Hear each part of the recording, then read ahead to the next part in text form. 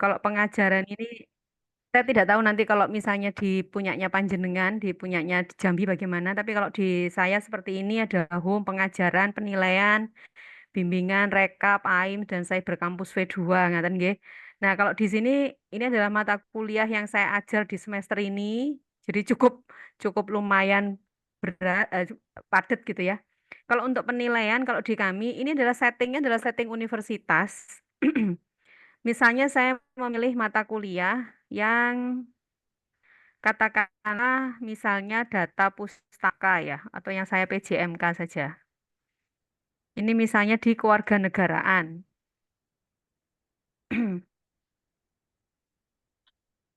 Mohon maaf sebentar.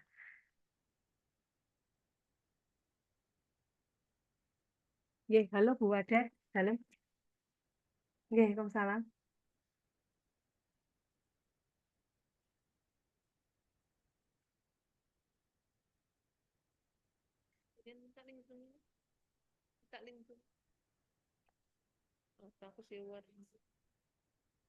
Nggih, nggih, sekedar Bu Wada. Saya lagi ini lagi jadi pembicara lokakarya ini. Sekedar ini. Halo. Iya, saya pembicara lokakarya ini kebetulan. Saya pembicara lokakarya. Bentar, bentar, bentar. Hmm, oke. Nggak nampak mas aku nih di luar.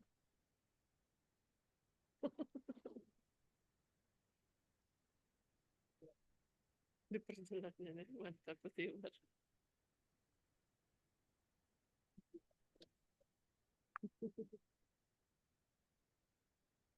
Mohon maaf, mohon maaf. Agak terputus tadi. Jadi, em, sebentar ya.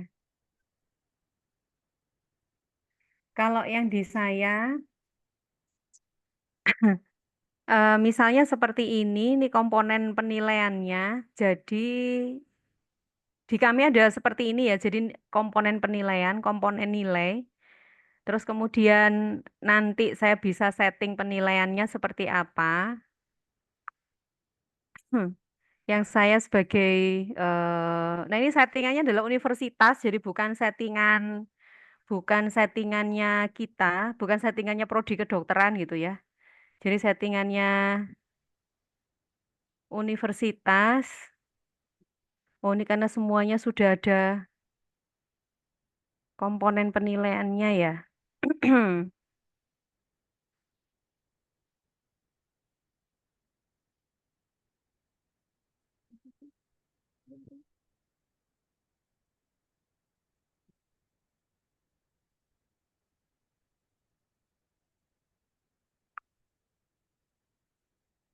Ini yang saya PJMK semuanya nih kok anggota ya.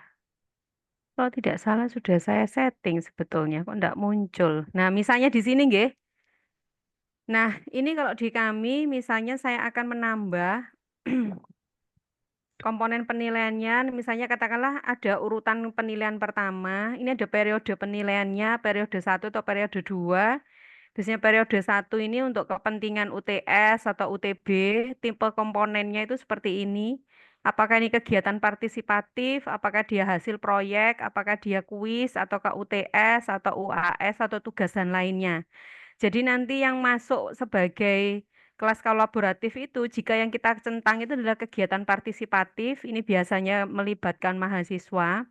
Hasil proyek ini biasanya ya proyek kolaborasi yang dikerjakan oleh mahasiswa dan tugas dan lainnya. Jadi hanya satu, dua, dan tiga ini. Kalau kuis, UTS, dan UAS ini biasanya akan masuk sebagai komponen soal ganda yang tidak akan bisa dinilai sebagai komponen penilaian kolaboratif. Jadi masuk kolaboratif itu hanya ini, dan ini. Kemudian nama komponennya nanti bisa dimasukkan di sini. Apakah wawancara, laporan, laporan, kuis, presentasi, demo apa gitu ya. Jadi tergantung. Nah, ini memang settingannya dari universitas, kemudian persentase komponennya apa, kemudian disimpan begitu. Sehingga ini nanti dari awal tuh sudah kita setting seperti ini.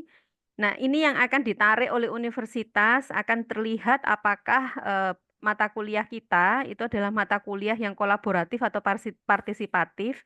Jika komponennya partisipatif, hasil proyek, tugas dan lainnya ini 50% atau ke atas, maka mata kuliah ini akan terkategori sebagai mata kuliah apa namanya? Mata kuliah kolaboratif partisipatif. Ini misalnya salah satu contoh yang lain, misalnya ini adalah data dan komunikasi dan pengembangan diri. Sebentar ya, coba ya.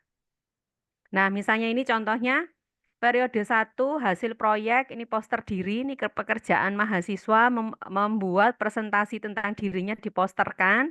Itu komponen penilaiannya adalah 25%. Periode kedua, kita sebut periode kedua karena ini biasanya kita kerjakan pada akhir semester atau kalau di kedokteran ya sebagai akhir blok. Ini hasil proyek, dia membuat roadmap pengembangan dirinya 35%. Kemudian ini juga refleksi magang di unit kegiatan mahasiswa, dia 15%. Kemudian membuat project ya, project based learning, ini biasanya kolaborasi dengan beberapa mahasiswa dengan lintas prodi, itu 20%.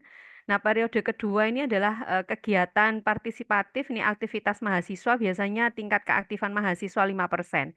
Ini tidak ada satupun yang bunyinya adalah ke arah UTS, UAS ataupun kuis sehingga memang ini 100% semuanya adalah berdasarkan kegiatan partisipasi dari mahasiswa sehingga memang kuliah ini adalah kuliah yang sifatnya mata kuliah yang sifatnya partisipatif atau kolaboratif. Ini mungkin salah satu contoh sehingga nanti universitas itu menarik datanya dari sini. Jadi sistemnya sudah disiapkan oleh universitas.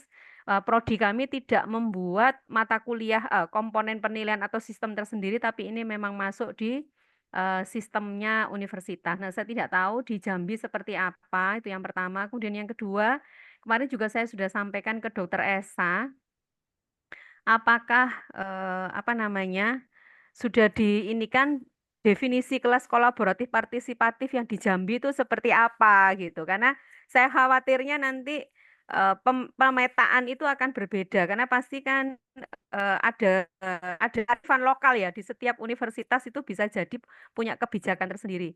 Mungkin itu yang saya share untuk dari prodi S1 kedokteran nggih, Dokter Tari. Monggo. Nggih.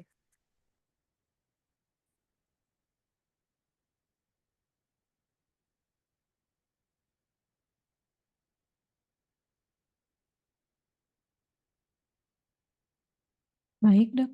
Dokter Esa, apa ada pertanyaan? Aduh, kita harus kemana dulu? Eh,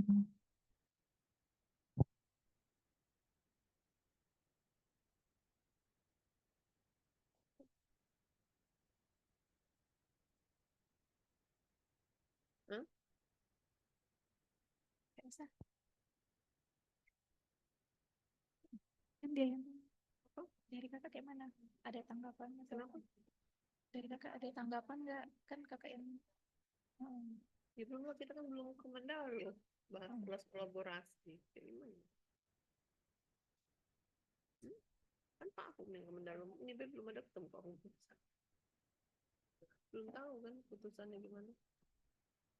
Iya, baik Dok, kami memang sedikit ada perubahan kemarin dari universitas, tapi nanti kami akan coba diskusikan ulang sama Pak Dekan sama WR1. Terima kasih Dok informasinya. Mungkin kalau memang tidak ada lagi tambahan, Dokter Esa ada tambahan? Cukup ya Dok? Baik, kita lanjutkan mungkin yang untuk materi blok elektif Dok yang bahas mengenai entrepreneur. Nah, di sini kami ada 3 blok elektif yang akan kami laksanakan di semester 7. Untuk pembuka awalnya saya izin kepada Dokter Tasya untuk presentasi.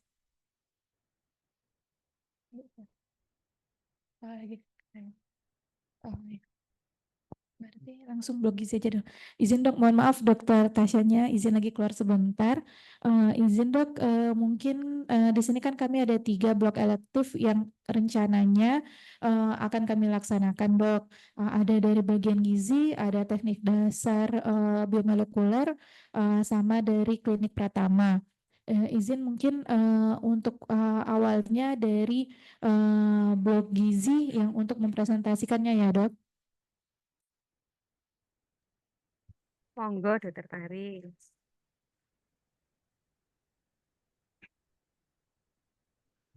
Assalamualaikum warahmatullahi wabarakatuh. Waalaikumsalam warahmatullahi wabarakatuh.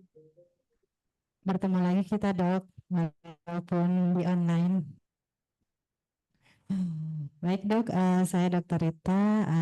Saya akan mempresentasikan rencana blok elektif gizi entrepreneur yang insya Allah akan berjalan di tahun depan. Saya izin share screen ya dok. Oke, Dokter Rita.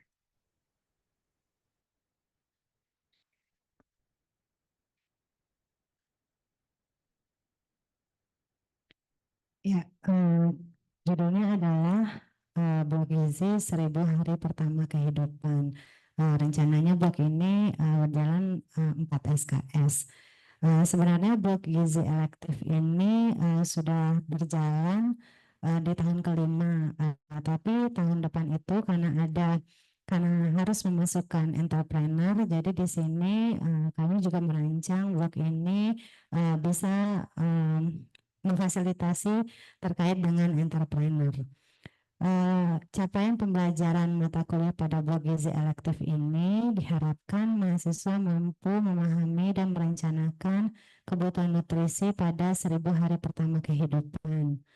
Yang kedua, mahasiswa mampu merancang solusi dengan prinsip entrepreneurship untuk menyelesaikan masalah yang berkaitan dengan nutrisi 1000 hari pertama kehidupan.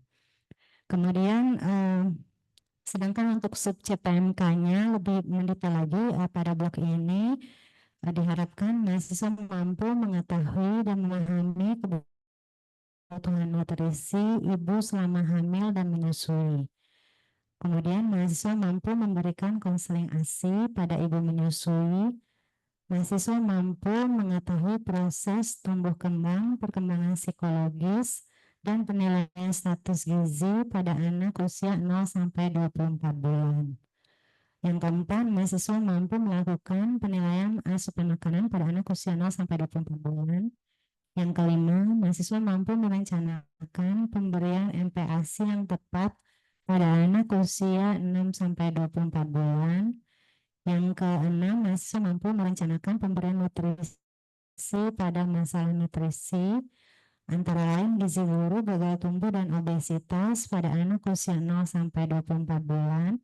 Yang ketujuh, mahasiswa mampu merumuskan solusi dengan prinsip entrepreneurship terkait permasalahan pada nutrisi 1000 hari pertama kehidupan.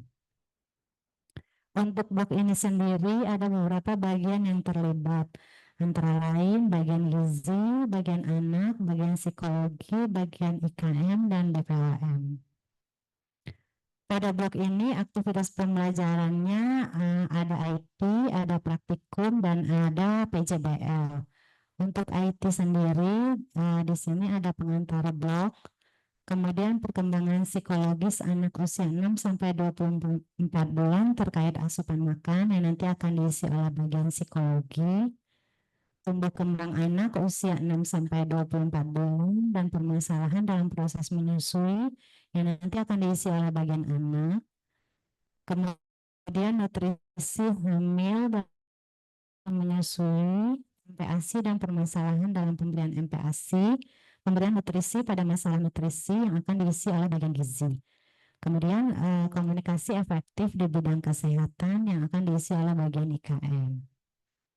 Selanjutnya untuk praktikum, di sini kami ada 14 materi praktikum. 10 praktikum itu akan dilaksanakan di FKIK Unja, dan mungkin 4 materi praktikum yang ini materi yang kami rencanakan untuk diberikan di FK Unair nanti apabila program Student Asian dengan FK Unair berlangsung. Untuk materi praktikumnya terdiri dari penilaian status gizi dan asupan makan pada usia 6 sampai 24 bulan. Kemudian praktikum teknik menyusui, praktikum konseling ASI, praktek menyusun menu MPASI, Pembuatan MPASI mulai usia 6-9 bulan, 9-12 bulan, dan 12-24 bulan. Kemudian konseling permasalahan dalam pemberian MPASI, praktikum komunikasi efektif berupa pembuatan slide PPT, poster, dan video terkait edukasi yang menunjang edukasi terkait nutrisi 1000 hari pertama kehidupan. Kemudian pembuatan makanan kemasan dan desain label makanan, di mana di sini kami akan minta bantuan dari BPOM. Jadi mungkin nanti pada saat mencari ide untuk pembuatan proyek, mahasiswa kami ada yang ingin membuat makanan kemasan MPASI, mungkin apabila booster. Nah, itu kami fasilitasi dulu dengan teorinya secara keilmuannya dari BPOM. Kemudian materi untuk student exchange-nya itu public speaking, karena pastinya terkait nutrisi 1000 hari pertama kehidupan ini pasti banyak memberikan edukasi. Jadi kami harapkan mahasiswa kami juga mumpuni dalam hal public speaking. Kemudian praktek teknik marketing menggunakan medsos. Selanjutnya pengenalan aplikasi startup di bidang kesehatan, kemudian meet the expert bersama dokter trainer. Karena kan UNER insya Allah cukup baik itu entrepreneur di bidang kesehatan ya dok. Jadi mudah-mudahan di sana nanti misalnya kami bisa mempelajari beberapa materi ini di UNER. Kemudian untuk kegiatan pembelajaran yang berikutnya itu adalah PJBL. PJBL itu penyusunan proposal gizi entrepreneur, kemudian presentasi proposalnya, pelaksanaan proyek, dan presentasi hasil proyeknya. Untuk penilaian sendiri, dari nilai proses itu 20% berupa tugas praktikum, kemudian untuk penilaian PJBL-nya 80% berupa presentasi proposal dan hasil proyek. Untuk rencana pelaksanaan, kegiatan di FKIK Unja itu 3 minggu, sedangkan di UNER itu direncanakan 2 minggu. Ini timetable yang coba kami rancang. Pembelajarannya berlangsung selama 5 minggu.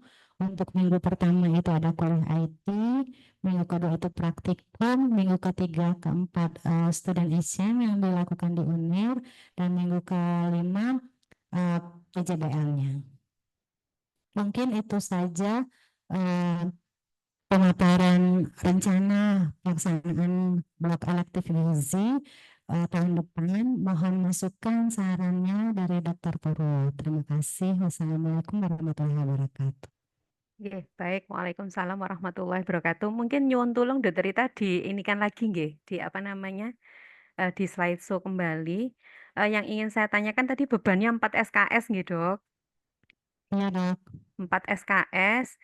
Ini yang mau kita gunakan 4 SKS itu mau menggunakan peraturan Menteri Permen yang 53 nomor 50 tahun 2023 ini, yang 1 SKS setara dengan 45 jam, ataukah yang 1 SKS seperti konstanta yang dulu, tetapi sebenarnya kalau konstanta yang dulu itu peraturan yang terdahulu itu yang 1 jam 1 SKS itu setara dengan 50 menit, kemudian praktikum itu adalah 170 menit. Nah, itu sebenarnya kalau misalnya kita lakukan penghitungan, sebetulnya kalau yang dulu itu adalah 45,33 jam. Nah, yang ingin saya tanyakan, apakah ini masih lebih kepada jadwal dulu ya? Yang perlu Iya, Dok. difikirkan pertama jadwal, apakah betul ini bebannya setara dengan 4 SKS dulu? Oke, sebentar saya tak minta ke Mas Ferry. Mas Ferry, saya bisa di-share konstanta perkuliahan yang pada waktu saya lokakarya kemarin ya? Ya. Jadi kalau di kami untuk penentuan jadwal, mungkin kita lihat ini dulu ya kepada capaian pembelajaran dulu ya. Ke atas tadi. Nah, ini capaian pembelajaran mata kuliahnya adalah mampu memahami dan merencanakan kebutuhan nutrisi pada 1000 hari pertama kehidupan. Mungkin kata kerjanya dulu mungkin yang perlu kita inikan. Jika seorang mahasiswa sudah mampu merencanakan, maka kata memahami itu bisa di-delete gitu, Dok. Jadi kalau dia sudah Iya, Dok. melakukan planning, berarti dia sudah paham. Ya, memahami. Jadi kita menggunakan kata kerja, nanti kata kerja yang bisa terukur. Karena kalau misalnya memahami, kita tidak bisa menilai apakah dia sudah paham atau tidak. Tapi kalau mampu merencanakan, sudah di WA ya? Oh ya, makasih ya Mas. Jadi mampu merencanakan, nah itu berarti kalau dia sudah bisa planning something, berarti dia sudah paham. Kemudian yang kedua adalah mampu merancang solusi, berarti dia create something ya, dengan prinsip entrepreneurship untuk menyelesaikan, mungkin kalimatnya adalah mampu merancang solusi masalah yang berkaitan dengan nutrisi 1000 HPK dengan prinsip entrepreneurship gitu ya. Oke. Kalau bahasa Indonesianya ya yang bagus gitu mungkin nggih. Nah, kemudian ini juga pertanyaan saya nanti gini juga loh, ini CPL-nya masih CPL yang lama atau CPL terintegrasi? Karena kalau Permen yang 53 tahun 2023 itu adalah harus CPL yang terintegrasi yang harus mengandung unsur pengetahuan, kemampuan, sikap ya. Ya.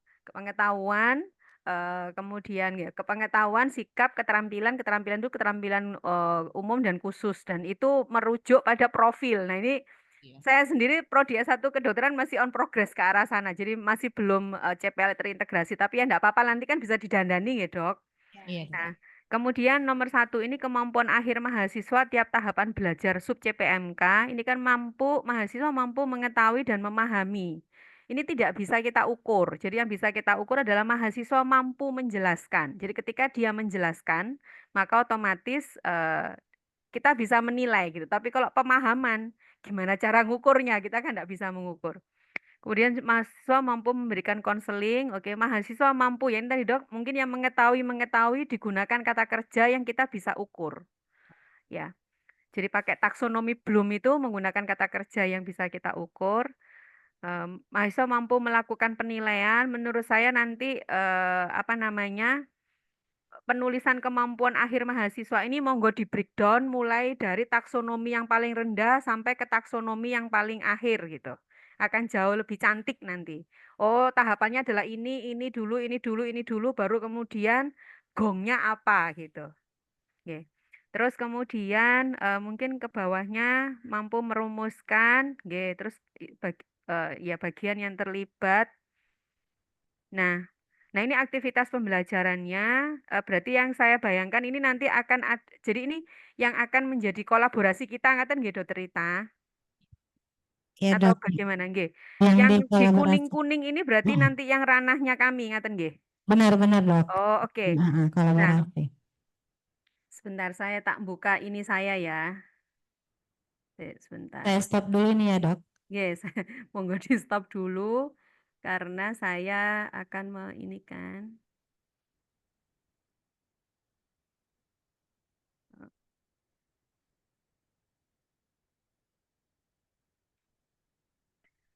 Kalau di kami, kami ini melakukan masih menggunakan peraturan menteri yang terdahulu, jadi bukan yang Permen 53 tahun 2023 dan saya merasa bahwa ini sebetulnya sudah mengakomodasi yang Permen 53 tahun 2023 yang menyatakan bahwa satu SKS kuliah, kalau dia perkuliahan itu setara dengan 50 komunikasi dengan dosen di kelas, 60 menit terstruktur, 60 menit dia self study.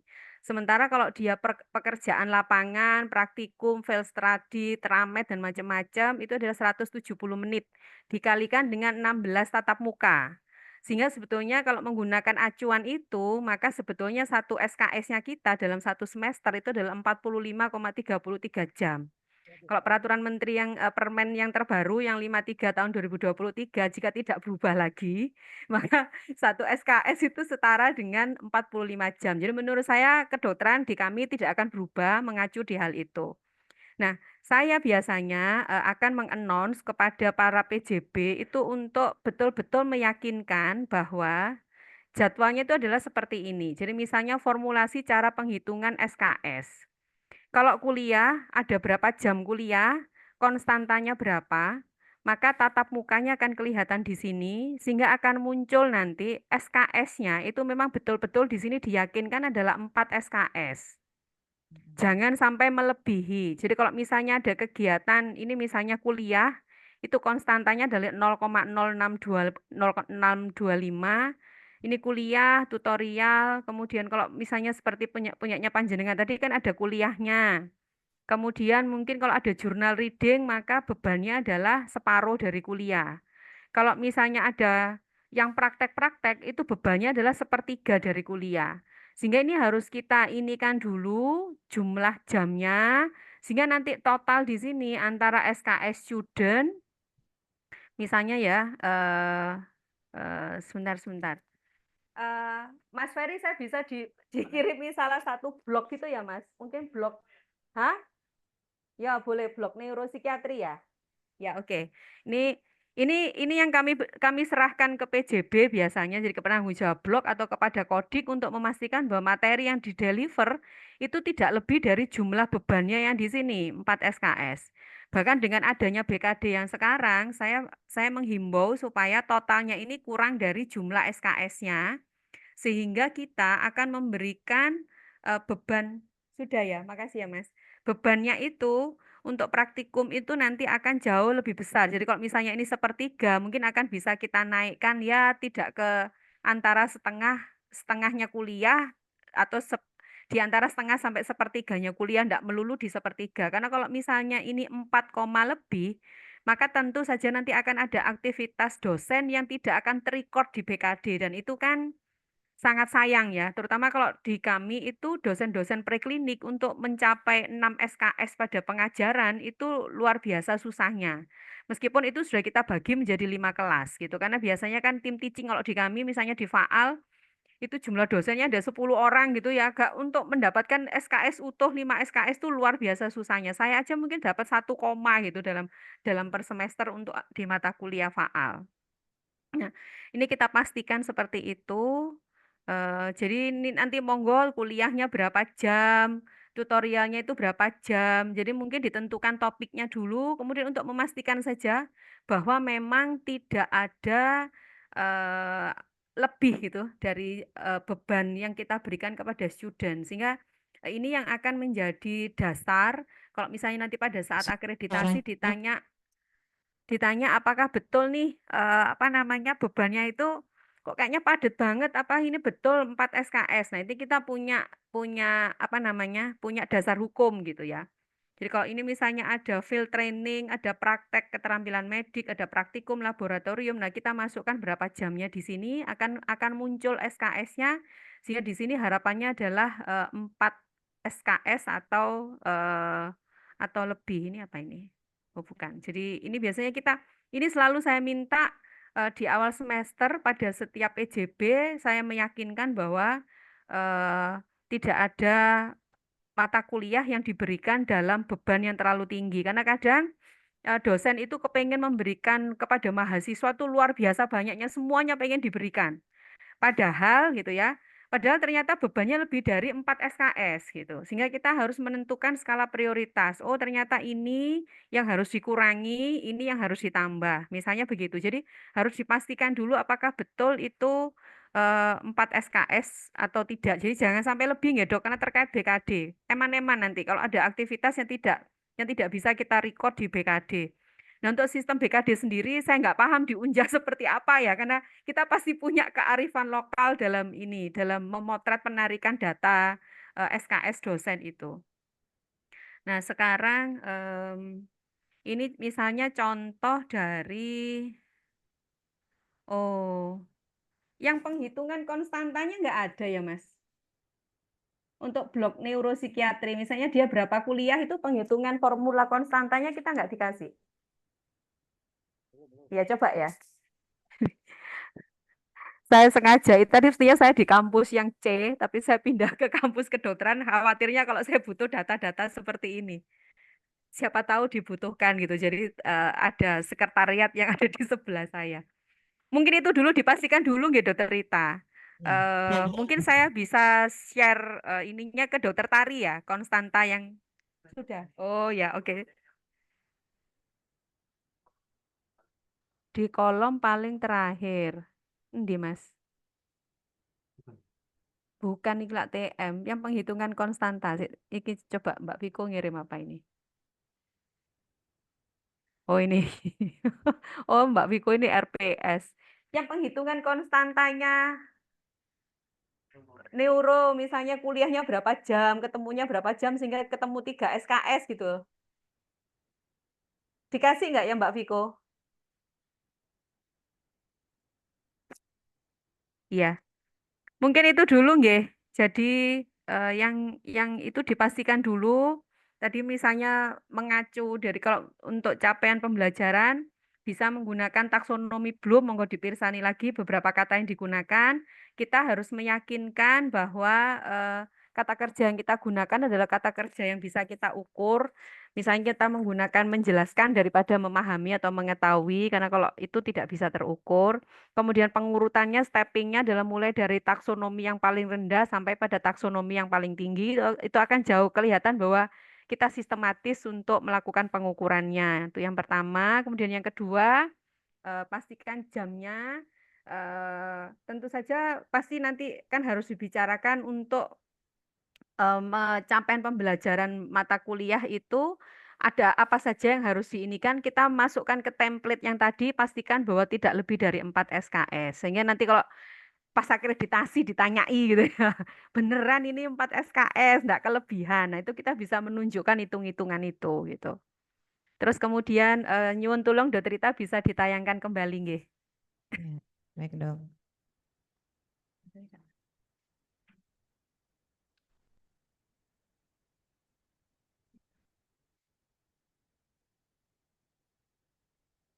Ya, jadi ini mungkin yang ke atas dulu. IT ini maksudnya bagaimana nggih, Dok? Kuliah dok 2 kali 50 menit. Satu pertemuan itu 2 kali 50 menit. Ini kuliahnya dok. Oh, enggak, IT itu singkatan apa? Integrated teaching. Oh, integrated teaching. Oke. Saya yang agak ini ya. Oke, berarti pembelajaran terintegrasi ya. Iya Ada dok. pengantar blok, ini berarti kontrak kuliah ya, nomor 1 ini ya. Jadi Ya, pemberian kontrak kuliah. Kemudian perkembangan psikologis anak. Ini pertemuan 1 itu berapa kali ini? 1 kali 50 atau 2 dua? kali 50 dok. Kalau untuk Sat- pengantar blok 1 kali 50. Kalau yang nomor 2 itu 2 kali 50. Sebentar akan saya coba akan saya masukkan ya. Jadi tadi kuliahnya totalnya berapa berarti? Nomor 1 itu 7. 1 ya. Heeh. Terus Yang lainnya nomor 2 2 itu kali 2 mungkin bisa 60. dituliskan ininya, Dok. Dituliskan jumlah jumlah jamnya. Oke, terus kemudian yang di sini nomor 2. Semuanya 2 kali 50 Oh, menit. 2. Berarti Heeh. ini 7 kali 2 berarti 14. 15 ya? Iya dok. 15 jam. Ya, coba saya ceknya. Kemudian kita inikan lagi untuk praktikumnya. Ini kira-kira berapa lama? Nomor 1. Ini 3 kali praktik 50 menit semua dok. 3 kali? 50 menit. Oh, 3 kali 150 menit. 50 menit itu masih 150 ya? Iya, 150. Ya mungkin tidak apa-apa lah ya, kita samakan dengan 3 kali 100, dianggap sebagai 170 ya. Jadi ini ada 1, 2, 3, 4, 5, 6, 7. Berarti Ada 10 dok. ada 10. Eh, Sebentar ya. 14 tambah yang materi dari UNER dok. Ini yang materi dari UNER ini dianggap sebagai praktikum berarti ya? Iya dok, dianggap sebagai praktikum. Hmm, kalau misalnya public speaking ini rasanya kok masih kuliah ya? Jadi, maksudnya ini nanti Praktek. diserahkan kepada kami bagaimana Hmm. memformulasinya atau bagaimana? Iya, begitu dok, benar dok. Oke, kalau meet the expert ini kan rasanya pasti kuliah, kan nggak mungkin Hmm. praktikum. Iya, iya. Terus kemudian pengenalan aplikasi startup di bidang kesehatan ini kan juga bukan ya praktikum boleh, tapi kan pasti ada kuliahnya dulu. Ada pengantar. Kemudian teknik marketing ini pasti kan apakah artinya 11, 12, 13, 14 ini sudah ada materinya pada yang IT di atas ini kan belum ada ya? Belum ada dok. Belum. Berarti harus ada kuliah dan juga harus ada em, ya ada kuliah dan ada praktikumnya. Sebentar, kalau ini ada 10, masing-masing 3, berarti itu kesimpulannya adalah 30 jam ya. Coba kita lihat, itu adalah praktikumnya.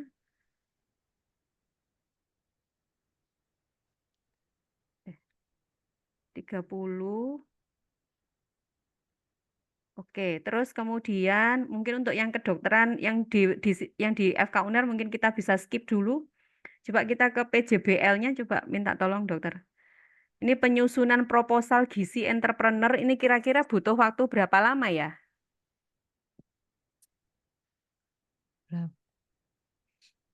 Ini sebenarnya kami masih bingung dok.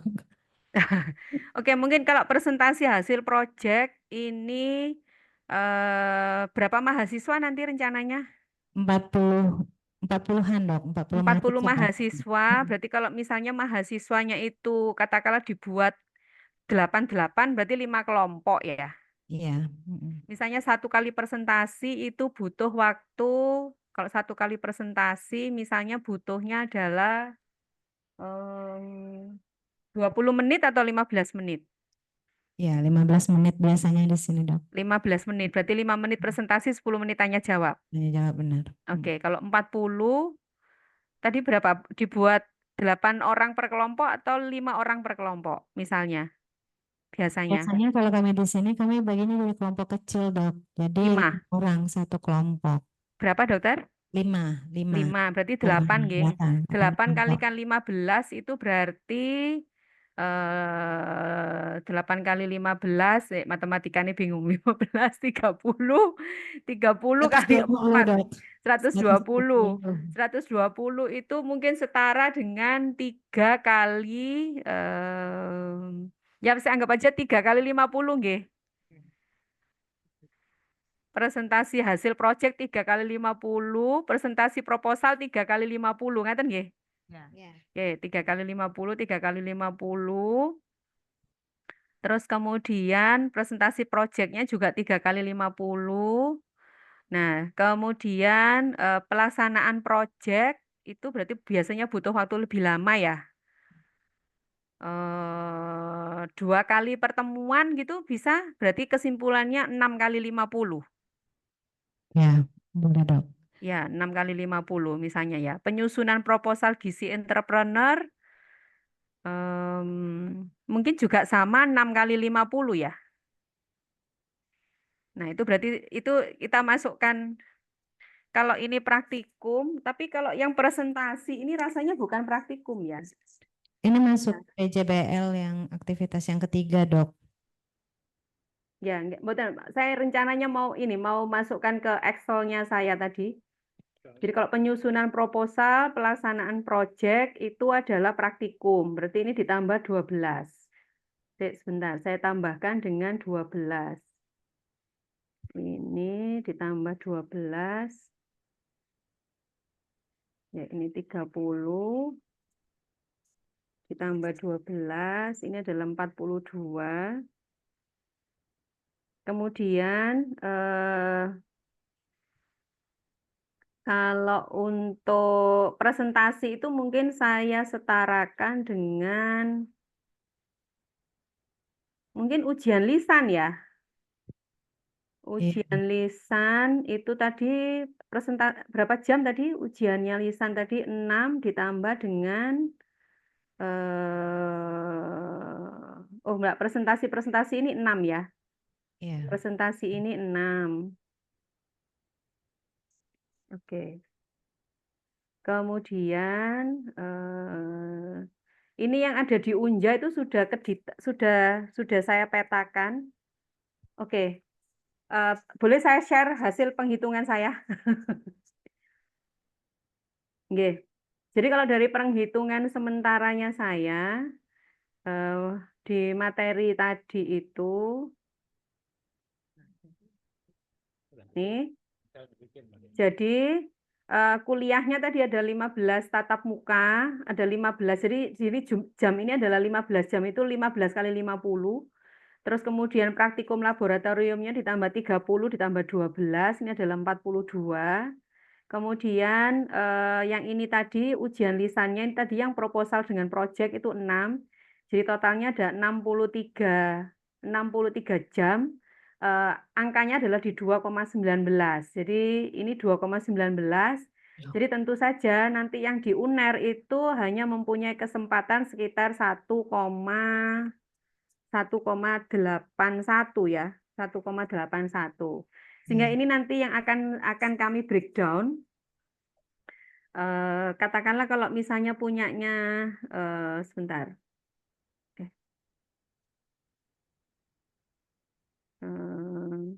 Punyanya panjenengan tadi gimana, Dok? Kita buatkan ininya sekalian, jadi materinya apa saja sehingga muncul nanti 4 SKS, jadi bisa closing sekalian materi ini apa saja. Gitu. Ya, Dok. Oke, ini Dok. Oke, public speaking ini rasanya mungkin 1 kali tatap muka ya, 2 kali 50 mungkin ya, jadi kuliahnya 2 kali 50 mungkin ya, Dok. Iya, Dok. Coba di ini kan dulu 2 kali 50 kuliah. Kemudian ditambah dengan 3 kali 50, 3 kali 50 ini apa namanya itu prakteknya. Kemudian mungkin coba kita seperti itu semua ya, mulai dari 11, 12, 13 itu mungkin kayak gitu semua.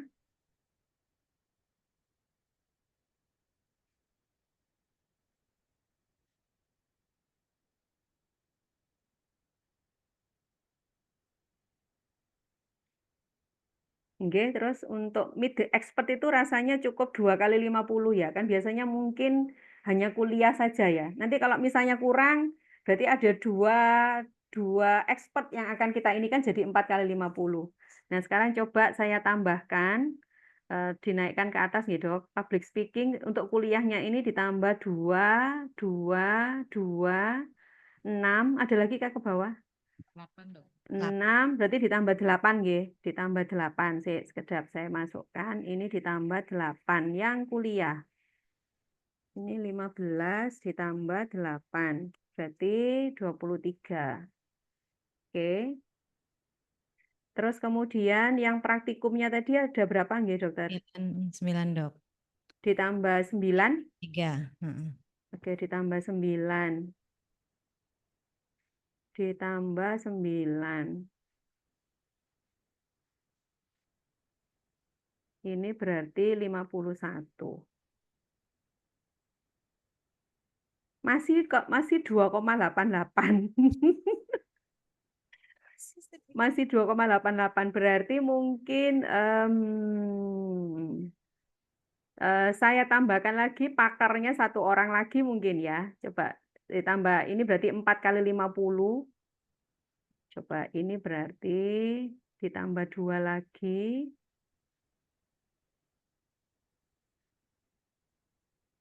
Ini menjadi 25. Masih 3 SKS, kita masih kurang 1 SKS. Sebentar, rasanya mungkin apa?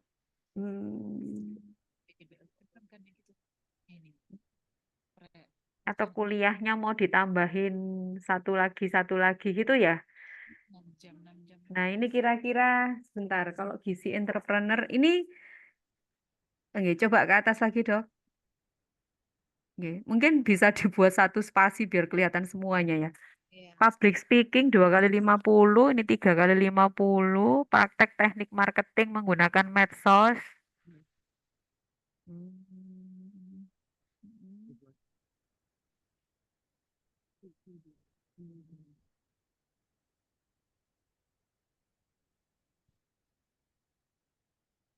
Kira-kira topik apa lagi ya? Selain ini kan cuma 1, 2, 3, 4, 5 topik ya. Kalau misalnya ada topik lagi yang lain apa ya kira-kira yang berbau entrepreneur ya?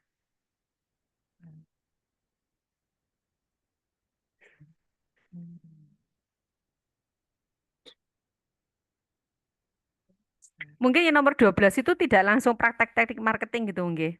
Mungkin teknik marketing menggunakan medsos sehingga nanti ada kuliahnya, ada praktikumnya gitu.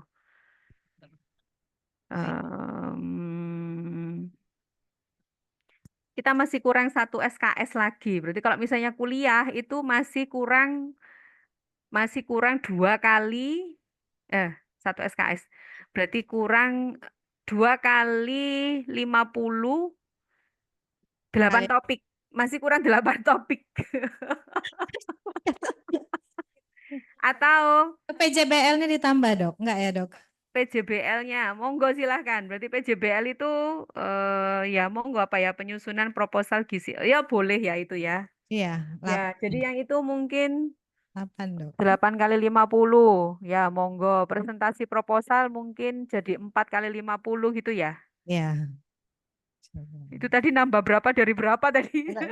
Tadi 6 dok, nambah 2, nambah 3 berarti dok. Kan yang nomor 1 penyusunan proposal itu sama 1 sama 3 itu bebannya sama. Sama 3 berarti ini 8 ya. Ini 8. Iya 8 berarti yang ini praktikum 4. kan. Nambah berapa tadi? Nambah 4 ya. 4 Oke, dok. saya tulisnya tambah 4. Ini nambah 3, nambah 2 lagi berarti. Tambah 4. Terus nambah Jadi di sini 2. 55. Terus kemudian yang Nambah satunya 2. lagi Nambah 2 dok. Ujian lisan. Ujian lisannya nambah 2. nambah 2. Oke, sebentar. Nambah 2. Kuliahnya. Ujiannya nambah 2 ya. Ini berarti 8. Masih 3,21.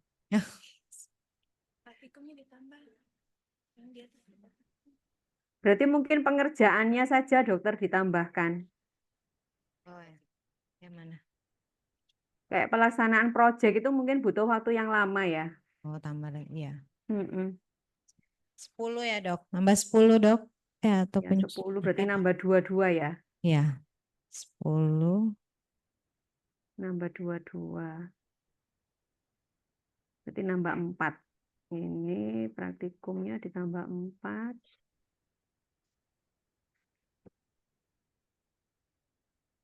Ini 59. Yang mana? Kok masih 3,29 ya? Tidak ada masih. Ya tapi enggak apa-apa dok, 3,29. Sebenarnya kalau bisa sih 3,8 gitu ya. Kalau yang public speaking untuk latihannya itu ditambah, untuk prakteknya tambah apa? Kalau ya Nambah 1. sebenarnya kalau nambah praktikum itu ini jumlahnya itu Kecil ya dok. kecil. Kalau besar tuh sebenarnya mau nambah jam kuliah. Ya enggak apa-apa. Jadi mungkin yang di UNER itu public speaking-nya 4 kali 50 mungkin ya. Ya, 4. Coba 4 kali 50 berarti 2 tatap muka. Ini ditambah 2. Ya, ditambah 2. Terus ini jadi kesimpulannya ini 27. Ini jadi 3,42. Terus kemudian mungkin teknik marketing itu juga bisa ditambah 2 ya. Iya, nambah 2. Oke, ditambah 2 lagi.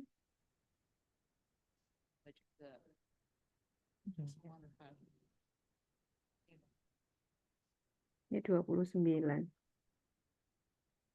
Ya, 3,54 dok. Ini nambah lagi dah dok. Nambah lagi. Yang mana? Yang dokter trainer. Oh, startup boleh. Jadi nambah 2 lagi ya. Pak. Oke, nanti startupnya mungkin kita carikan yang macam-macam gitu ya. Iya dok. Berarti nambah 2 lagi. Hmm. Ini nambah 2. Ini 31.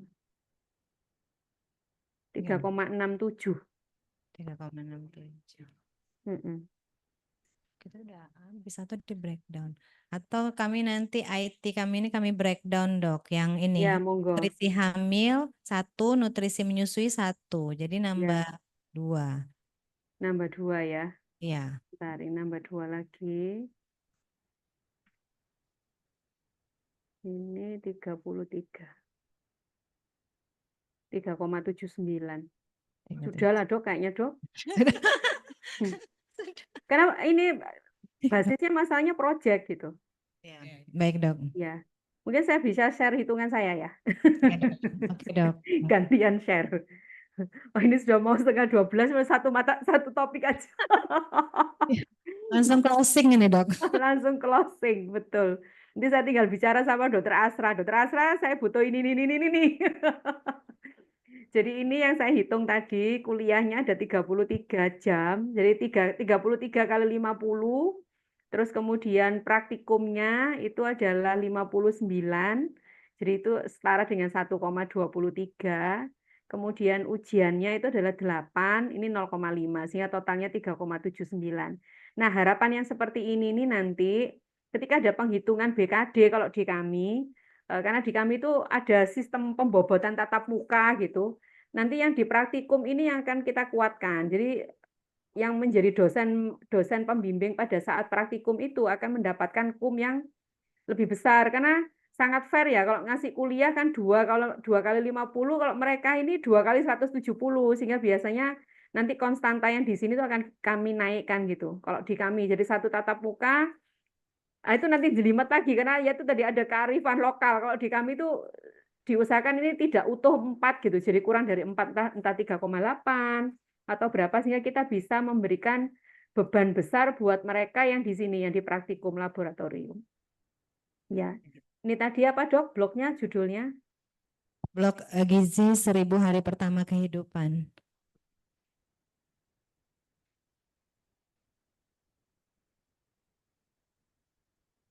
Ya.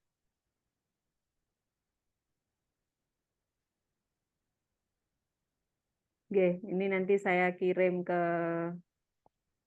saya file save as saja.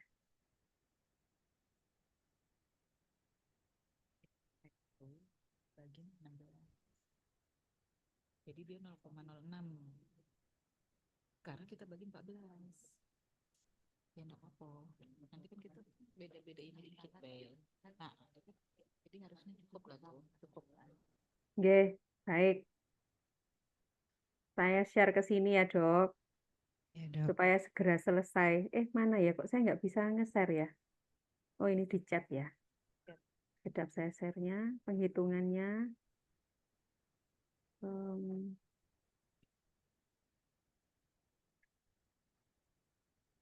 Monggo Dok. Nanti kalau misalnya ada penyesuaian lagi, monggo bisa disesuaikan di situ, sehingga akan muncul 4 SKS. Ngaten nggih?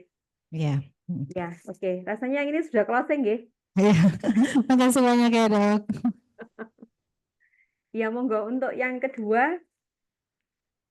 Saya jadi mesti ada Dokter Tario moderator. Yang kedua, soalnya udah setengah 12. Iya, Nggak baik. apa-apa kok, karena saya juga kok Dokter Tari. Yang saya tuh mesti ada kuliah sebenarnya jam 1.20, tapi ternyata ini 1.20-nya itu implementasi lapangan. Jadi saya nggak perlu di ruangan, nggak perlu memberikan kuliah. Yes, monggo silakan. Baik, terima kasih dokter. Yang untuk kedua, biomolekular tekniknya dok. Izin kepada Bu Tia untuk share screen-nya. Iya. Ini rencananya juga mau kolaborasi sama UNER atau bagaimana? Iya dok. Betul? Hah? Iya juga. Iya dok. Wah, ini mestinya saya Beberapa harus materi. mengundang PJB. Maksudnya kalau biomolekuler mestinya saya harus mengundang orang biomolekuler mestinya sebetulnya. Tapi ya enggak apa-apa, nanti gini. UNER dikasih jatah berapa, kemudian itu saja ya nanti jamnya. Topiknya nanti akan kita bicarakan lebih lanjut gitu aja ya. Iya dok. Iya. Oke. Karena kemarin Izin dok, iya mestinya. Dokter Tasya dokter. Ini Oke, monggo Dokter Tasya. Assalamualaikum dok. Waalaikumsalam warahmatullahi wabarakatuh. Mau menambahkan terkait yang pembelajaran blok elektif ini dok. Kita ini kan insya Allah tahun depan ini ada 3 blok elektif yang kita tawarkan ke mahasiswa. Jadi 3 ini yang akan berjalan. Jadi yang dari tadi gizi, kemudian biomolekuler, dan yang terakhir nanti ada tentang klinik layanan primer. Nah, untuk terkait kegiatan exchange ke Unair sendiri, mungkin saat ini kita merencanakan salah satu dari blok ini terlebih dahulu dok. Oh, nggih, setuju gitu aja ya. Yang paling Ya. visible bisa kita lakukan secepatnya gitu dok. Baik, kayaknya yang paling visible itu yang entrepreneur tadi. Yang 1000 hari kehidupan. Karena kalau yang ini saya harus bicara dulu dengan tim biomolekuler gitu. Oh ya dok ya. Tapi mungkin bisa kita bahas juga ya dok ya sedikit. Boleh. Biar At ada least persiapan juga gitu. ya, at least kalau misalnya nanti mau pemantapan, berarti nanti bicaranya mestinya tidak dengan saya karena saya orang faal ya. Iya, ya dok. Oke. Kalau ke arah konten, kalau misalnya memang, kecuali kalau begini, dari Unja itu sudah memastikan, pokoknya kami materinya seperti ini, UNER ngasih ini, nah itu enggak masalah. Jadi artinya bahwa semuanya eh, guideline-nya itu yang merumuskan adalah Unja, kami hanya memberikan materi yang dibutuhkan, itu rasanya sangat tidak masalah. Saya tidak perlu berkoordinasi dengan orang biomolekuler. Beda kalau misalnya, dok, kira-kira yang biomolekuler mau dikasih apa? Saya harus mengundang mereka. Itu kan sebuah konteks yang berbeda. Ya dok. Baik. Ngaten nggih, Dokter Natasha Ya, nggih. makasih dok kalau gitu. Nggih. Kita mulai presentasi aja dulu ya dok ya. Nggih, untuk- monggo nggih. Makasih.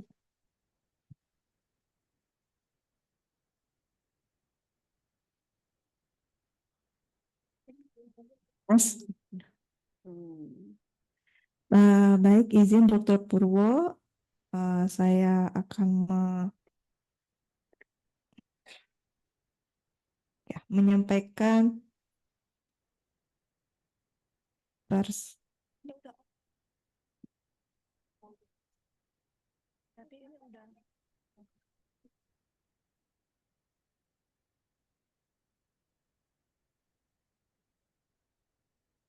tes. Saya izin menyampaikan persiapan blok elektif biomolekuler, teknik dan aplikasi. Untuk blok ini sendiri sebelumnya belum pernah dilaksanakan, jadi merupakan blok elektif yang baru yang rencananya akan dilaksanakan pada semester 7 tahun ajaran 2025-2026 dengan bobot 4 SKS. Untuk CPMK baru kami susun 4 dan sub SPMK CPMK-nya belum fix ini Dr. Purwo, jadi masih akan disusun kembali sesuai dengan prinsip-prinsip sikap entrepreneurnya. Untuk CPMK-nya yang pertama, mahasiswa mampu memahami prinsip dasar teknik biomolekuler. Yang kedua, mampu mengidentifikasi aplikasi teknik biomolekuler dalam kedokteran. Yang ketiga, mampu menguasai prosedur dasar pemeriksaan biomolekuler. Dan yang keempat, mampu menghasilkan manuskrip artikel ilmiah berbasis literatur review secara berkelompok. Dan yang CPMK nomor 4 ini merupakan PJBL-nya pada blok biomolekuler, teknik, dan aplikasi. Bagian yang terlibat ada biologi medik dan biokimia, mikrobiologi dan parasitologi, fisiologi, histologi dan patologi anatomi, farmakologi, dan IKMKK yang rencananya akan mengajarkan metodologi penelitian. Judul praktikum sekali pertemuan ada 3 kali 50 menit. Yang pertama, pengenalan alat lab, pipetting, ekstraksi DNA, PCR dan elektroforesis. PCR yang pertama ini konvensional, kemudian pertemuan selanjutnya RT-PCR dan analisis hasil, handling hewan coba dan sonde, dan yang terakhir injeksi dan pengambilan darah pada hewan coba. Untuk judul materi kuliah ada sebanyak 13 judul, sekali pertemuan 2 kali 50 menit.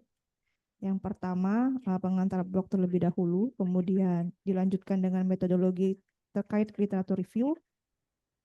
Yang ketiga, sistematik literatur review dan meta-analisis, rencananya mengundang dosen tamu dari klinik jurnal UNER. Yang keempat, pengenalan alat lab. Selanjutnya, manajemen sampel untuk semua uji. Ada pengantar PCR, baik itu RT dan konvensional, elektroforesis, IHK, riset berbasis hewan coba, pemeriksaan ELISA, teknik sequencing DNA yang rencananya juga akan mengundang dosen tamu dari GSI Lab. Selanjutnya, diskusi kelompok 1 untuk presentasi judul dan referensi jurnal terpilih. Diskusi kelompok 2 untuk pelaporan draft manuskrip, dan yang ketiga pleno nomor terakhir 14 kegiatan paralel presentasi hasil penulisan manuskrip. Dan untuk rencana student exchange, materi praktikumnya ada 4 rencananya. Yang pertama ELISA, sequencing DNA, pembuatan preparat untuk IHK dan IHK. Penilaian bloknya terbagi 2. Yang pertama formatif 70% dari laporan praktikum, dan penilaian projectnya 30% dari penulisan manuskrip SLL, ditulis berkelompok dan bukti submitnya ke jurnal yang terakreditasi. Rencana kegiatannya ada 5 minggu, 3 minggu di FKIK Unja, dan jika program student exchange-nya ada di blok ini, maka di UNER selama 2 minggu. Sekian Dr. Purwo, jika ada masukan. Iya. Mungkin ke atas dulu nggih, Dokter. Nggih. Nah, ini tadi mungkin menggunakan kata kerja sekali lagi nggih. Monggo cobi dipaham menggunakan mengganti kata kerja yang memang kita bisa ukur. Jadi bisa menjelaskan atau mendeskripsikan gitu nggih, sehingga memang itu bisa kita ukur. Mampu mengidentifikasi itu rasanya sudah, tapi kalau mampu menguasai itu kan kita tidak ini. Nanti dilihat lagi ekualitasnya di taksonomi Bloom itu seperti apa. Yang nomor 4 ini mampu menghasilkan manuskrip. Menghasilkan manuskrip sih sudah ini ya, karena menghasilkan manuskrip itu bisa dinilai.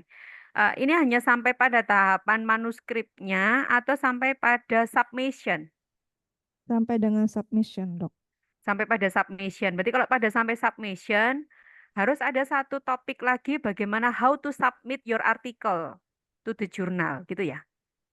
Karena mahasiswa harus diajari bagaimana melakukan. Nah, pertanyaan saya begini, apakah di Unja itu sudah ada materi yang terkait mahasiswa itu diajarkan, misalnya bagaimana membuat apa namanya men-tracking artikel yang sesuai dengan penelitian kita, keywords apa yang digunakan itu yang pertama. Apakah ada materi itu? Kalau misalnya ada kan tidak perlu diulang, tapi kalau misalnya tidak ada kan mungkin perlu ditambahkan atau dikuatkan. Oh ya, Terus Dok. kemudian apakah sudah ada reference pembelajaran misalnya bagaimana menginikan reference manager?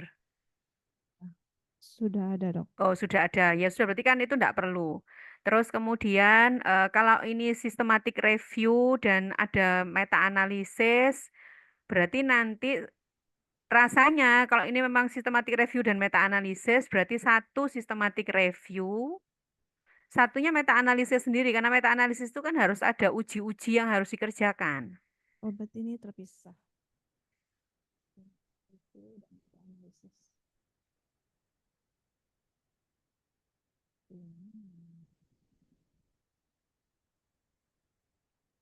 Iya, mungkin begitu ya.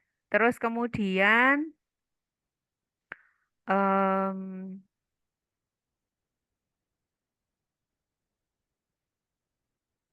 iya, mungkin itu. Terus kemudian kalau misalnya sudah begini, yang submission tadi, kalau how to submit ada ya tentang itu ya. Belum ada, Nah Dokter. itu berarti kan harus ada how to submit ya. Di judul materi kuliah ya, Dok? Iya, how to submit.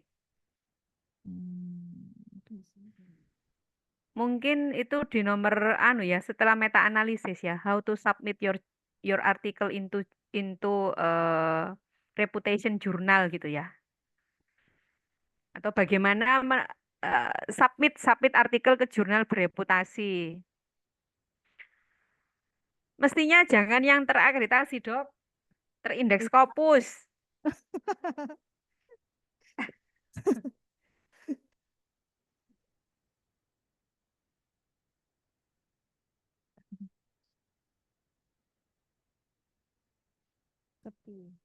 Nanti kalau cuma jurnal terakreditasi itu anu yang ngasih materi di sini saya kalau begitu ada systematic review, mata analisis, how to submit jurnal. Ini saya sudah ini nih satu orang yang akan saya masukkan ke sana itu langganan Q1 dan top tier itu. Jadi nanti kalau ke jurnal akreditasi nasional dia malah bingung gimana caranya ya, karena nggak terbiasa dengan jurnal nasional. Baik, ini mungkin nanti akan diskusikan lagi, Dok. Ya monggo, nggih, nggak apa-apa kok.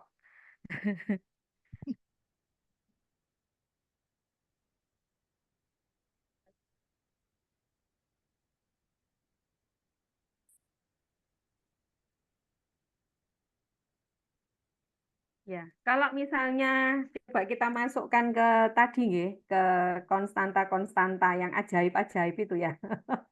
Konstanta yang ajaib. Bentar. Hmm, coba kita ini kan. Praktikum.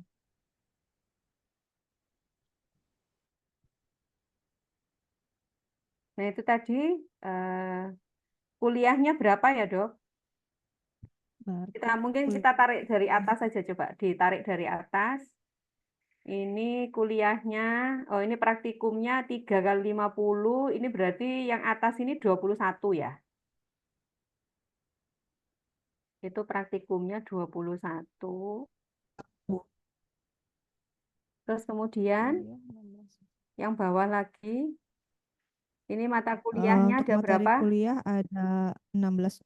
16, 32. 16. Oh, coba kita. Ke bawah lagi, Dok. 16 judul. Oh, ini kayaknya 15 ditambah anu ya, 31 ya? Ya, pengantar bloknya cuma 1 kali 50. Ya, 31 kayaknya ya. Kuliahnya 31. Terus kemudian Untuk materi program student exchange-nya rencananya ini praktikum dan ada 4 kali pertemuan. Berarti praktikum. 13. Ini nanti di UNER semua mengerjakannya ya? Rencananya tadinya, tapi kan setelah dibicarakan tadi hanya blok gizi saja. Jadi berarti ini, Oh, kalau misalnya, tapi ini kalau praktikum, Dok.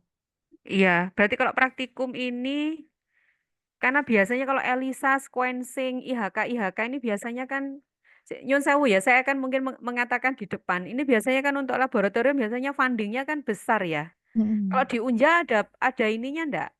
Ada alat dan artinya ada sumber daya prasarana dan human resource-nya enggak? Untuk ini belum ada. Oh, kalau belum ada ya memang harus ke sini. Cuman sih nyun sewu ya, karena ini 1 sampai 4 ini kan lumayan ya biasanya ya. Berarti Pak Ngapunten, nanti mungkin jadi akhirnya akan keluar ini ya. Karena ini biasanya ya besar pengeluarannya. Kalau untuk ELISA, sequencing, IHK itu rasanya kan agak gede ini nanti. Ini karena biasanya saya akan berkoordinasi dengan apa namanya laboratorium terpadu di sini. Jadi kami menggunakan SBM-nya unit layanan terpadunya laboratorium terpadu yang di sini gitu. Baik, Dok. Oke. Ini ya coba aja ya, kan kita enggak tahu nanti ini kan mungkin nanti bisa diganti dengan yang apa gitu ya. Ya, Itu betul, berarti Dok. 12 ya. Ya, 4 kali 3, 12. Ya 12. Itu tadi praktikum ditambah 12. Terus kemudian yang tadi itu sudah ya, Dok. Untuk pelaksanaan yang di UNER, oh sudah ya berarti. Ya. Sudah. Ini aja sudah ya. Ya. Oh oke. Kemudian untuk laporan praktikum ini, laporan praktikum Ini berarti enggak anu ya, enggak butuh waktu tertentu. Mungkin untuk penilaian proyek yang mungkin butuh ya. ya. Ini juga mau dibuat kelompok kecil, kalau 40 orang berarti mungkin 5 orang ya. Tapi systematic review itu anu loh, membutuhkan waktu yang lama ya. Karena bagaimana dia harus men-tracking ini, nge-trace artikelnya gitu ya, kan biasanya bisa sampai ribuan. Terus kemudian diperas pakai Prisma itu, Iya, Dok. pakai Dan metode Prisma, dia harus satu per satu. Kalau saya itu bahkan, saya itu jujur, kalau untuk membuat sisref itu saya nggak sanggup. Saya jujur ya, satu sisref itu saya butuh waktu lebih dari 6 bulan. Itu padahal dengan, ya kalau cuma literatur review mungkin akan lebih cepat. Tapi kalau systematic review atau meta analisis itu 6 bulan itu saya harus digarap oleh mahasiswa. Ya paling enggak ada 5 orang yang ngerjakan. iya. Satu sisref dan satu meta analisis ya. Kecuali kalau memang nggak ngerjakan yang lain, cuma ngerjakan artikel aja mungkin sebulan selesai. Tapi kalau disambi-sambi 6 bulan selesai satu itu, wah sudah sangat keren. Nah ini ya mungkin kalau ini cuman penilaiannya saja, mungkin katakanlah berapa ya dok? Itu kan misalnya 5 kelompok, 5 orang berarti 8 kelompok ya. Pembuatan artikel, ya rasanya kalau cuman menilai saja sih bisa 2 kali 50 atau 4 kali 50 ya.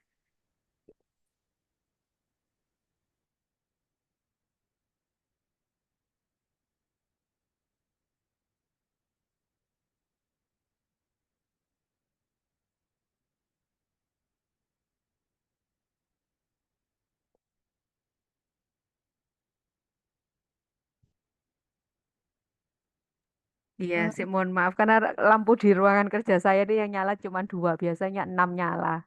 Makanya ini agak seksi-seksi sedikit gitu warna wajahnya. Gimana gimana, dokter? oh, Gimana dok? Berarti baik. sudah ya? Sudah, untuk penilaian mungkin nanti akan diskusikan lagi berapa Oh ya, uh, mungkin iya mungkin 3 kali 50 gitu mungkin ya. uh, Kalau 3 50 kita anggap aja sebagai ujian apa ya? Itu mungkin ujian ujian praktikum. ujian praktikum. Iya boleh. Bebannya sama kok ya kalau di kami itu. Coba ini saya masukkan, katakanlah ini 3, terus yang ini tadi 21 ditambah 12, 33. Yang ini tadi 31. Cuman 2,81 dok. 2,81. Saya izin share ya, punya saya ya, hitungannya saya.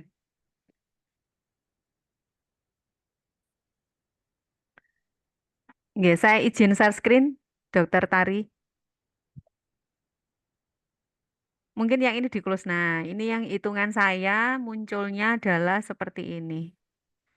Nah, ini 31 kuliah, kemudian 33 praktikum, kemudian ada 3 jam, itu jadi totalnya adalah 67 jam, itu setara dengan 2,81.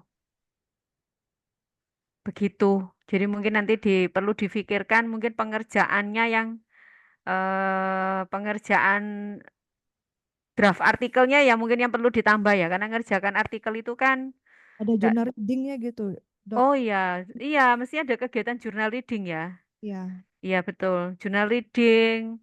Kemudian ya sisanya dianggap sebagai ini aja pengerjaan project aja, Dok.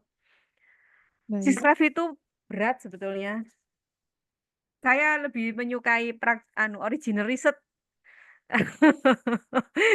Tapi kalau original research itu butuh biaya besar. Hmm, Kalau sisref itu kan enggak berbaya, enggak membutuhkan biaya, cuman butuh ketelatenan dan ya intensif gitu ngerjakannya. Oke. oke, baik, Dok. Oke, nanti ini saya save as, saya kirim ke apa tadi ini namanya biomolekuler ya. Ya, Jadi monggo biomolekuler. ditambahkan ya. Biomolekuler.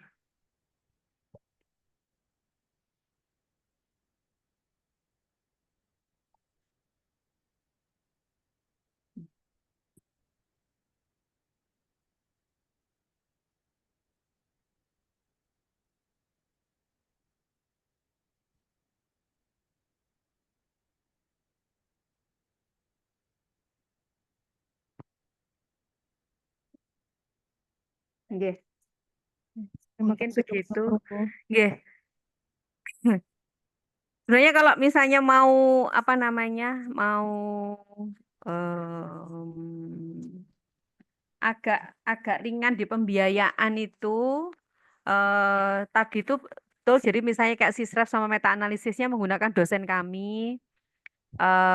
Nah itu bisa pakai Zoom kalau misalnya ini ya kan kalau flight ke sana ke sini juga rasanya kan ini jadi pakai Zoom. Terus Iya, kemudian untuk apa namanya? Tapi mungkin yang dibutuhkan adalah mahasiswanya ada pembelajaran di luar prodi masalahnya ya. iya. Nah, Untuk yang judul GSI itu apa ya, Dok? GSI itu apa? Yang tadi Genetic ada. Science itu lab swasta. Nah, itu kalau nanti mungkin dipertimbangkan kalau misalnya praktikumnya ada di sana itu kan juga sudah bisa dihitung sebagai di luar prodi ya kan? Iya, Jadi nanti dari UNER, nah nanti dipertimbangkan, nanti bisa jadi nanti kita compare lah ya, kos yang di sana berapa, kalau misalnya harus datang ke UNER, kosnya berapa gitu. Ya baik. kalau misalnya sama, saya rasa mungkin mahasiswa lebih senang datang ke UNER ya, kan deket sama Bromo ya kalau Surabaya itu. Pasti kalau ke sini mereka tuh pasti pengennya ke Madura sama ke Bromo. Iya, Dok. J, mungkin begitu. Iya, Oke, terima kasih Dokter Purwo. oke, sami-sami dok. Saya kembalikan ke Dokter Huntari. Baik, terima kasih dok. Izin dok, yang untuk meta analisis itu rencananya kami mau mengundang dari pihak UNER-nya untuk stadium generale juga dok, mungkin untuk tahun depan. Jadi tidak hanya untuk elektif aja, mungkin untuk semua siswa kami izin untuk bisa mengetahuinya juga dok. Kami Monggo, monggo nanti kami uh, ini kan. Jadi nanti eh apa namanya ada salah satu dosen yang memang dia luar biasa itu. Tiap bulan rasanya selalu ada artikel yang Q1 uh, Sisref.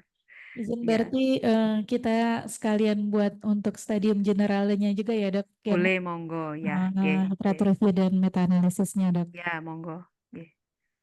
Oke, mungkin untuk yang tahap ketiga, untuk blok elektifnya dari blok kliniknya dok, buatan kliniknya. Kalau klinik rasanya sama dokter Mia ya.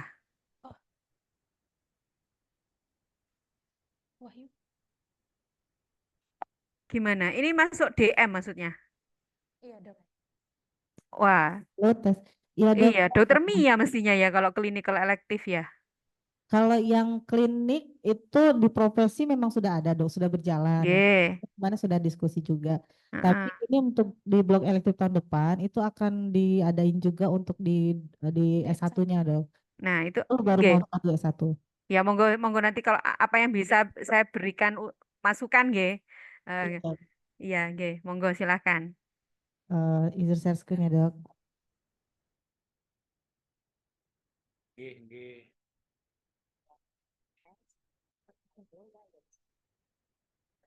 Nggih itu iya.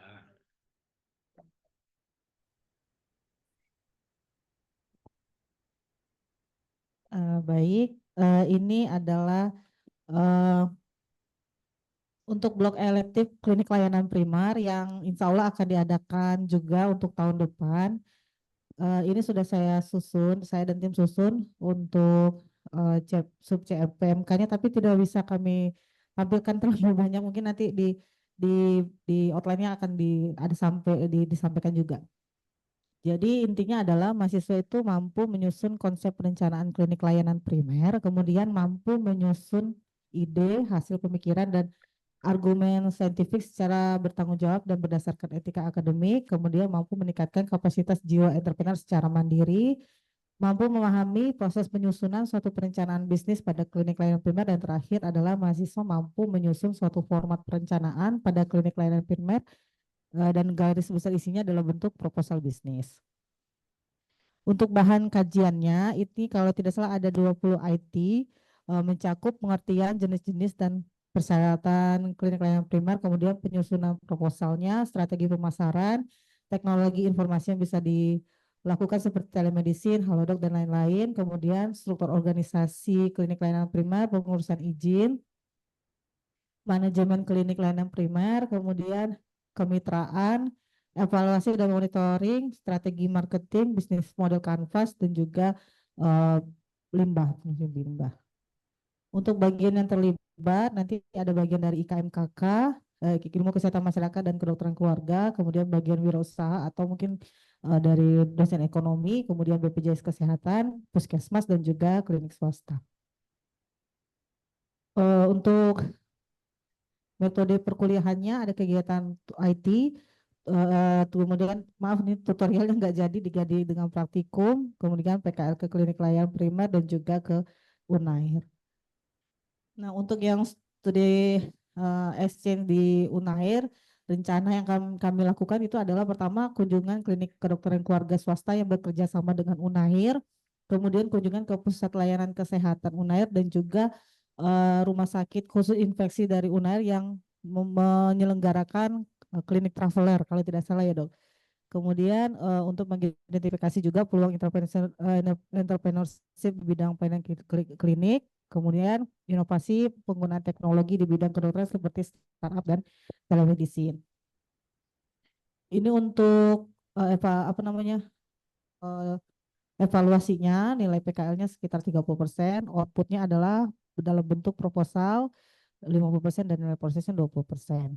Mungkin saya akan share sedikit tentang outline-nya dok yang sudah saya susun.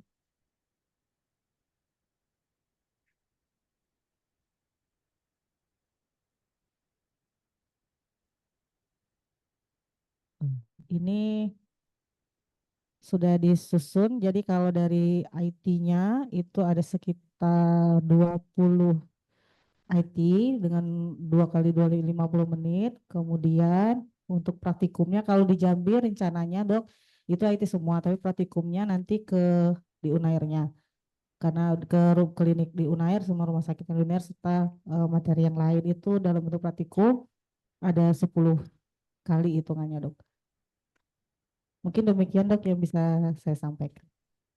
Nggih, mungkin bisa naik ke atas dulu nggih. Pokoknya prinsipnya sama dengan yang tadi, mungkin panjenengan bisa menghitung sendiri nggih, Dokter Wahyu nggih. Ya, siap. Dengan hitung-hitungan yang Excel tadi mungkin Ya. disamakan dengan itu. Mungkin yang ke PPT yang tadi ya, Oh, coba. Iya. Kalau yang ini saya tidak bisa menjawab karena ini rasanya di luar ranahnya saya sebagai KPSS 1 kedokteran ya. Misalnya sih, nyuwun sewu terus lagi, tik-tik kalau hanya human resource itu saya bisa. Tapi begitu misalnya yang nanti mau ke UNER misalnya contohnya. Yang diharapkan ke UNER, klinik kedokteran keluarga swasta yang bekerja sama dengan UNER. Nah ini agak susah ini, karena kalau sudah seperti ini harus ada third party ya. Jadi tiga ini harus menandatangani MOU bersama.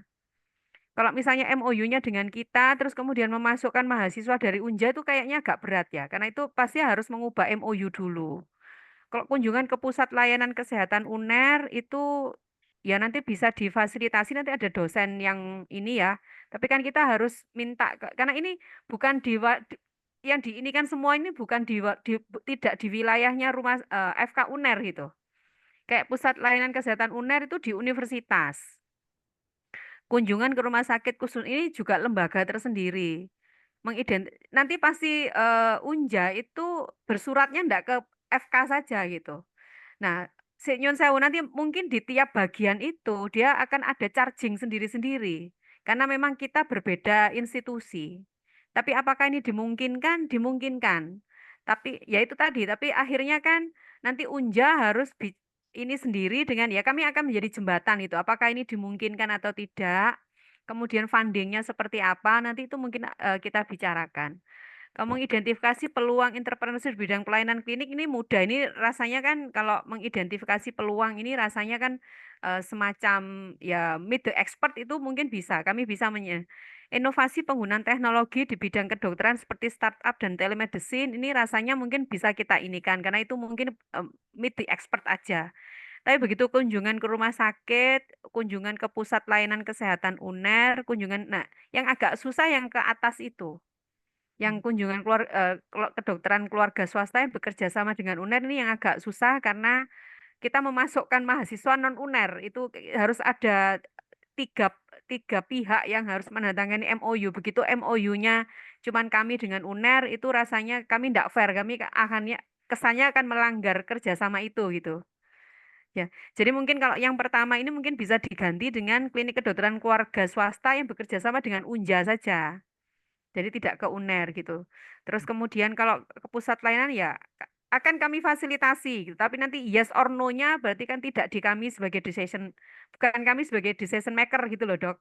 Karena ini kan berbeda institusi gitu.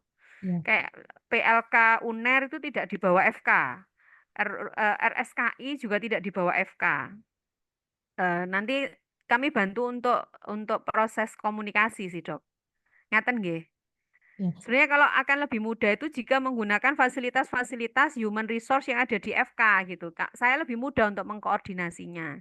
Kalau yang seperti ini ya akhirnya lintas sektor. Kan kayak misalnya mahasiswa saya mau ke katakanlah ada di rumah sakitnya Unja gitu misalnya yang di sana otomatis kan panjenengan harus berkoordinasi dengan rumah sakitnya itu kan beda-beda urusan lagi gitu. Itu yang agak ini ya. Tapi apakah bisa dikerjakan? Saya rasa bisa, tapi kita harus konsolidasikan gitu.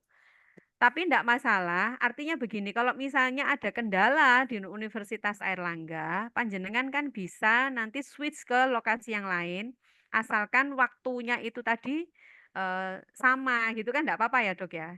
Untuk membuat 4 SKS-nya, jadi kan sudah kelihatan materi pembelajarannya seperti apa, tapi bahwa wahananya berbeda itu kan tidak masalah, karena wahana itu kan bisa diganti saja sesuai dengan yang paling visible untuk dikerjakan. Dan itu rasanya pergi keluar itu juga sudah bisa tercatat sebagai MBKM-nya kita gitu kan, enggak murni di Unja gitu. Pelaksanaannya di tempat yang lain.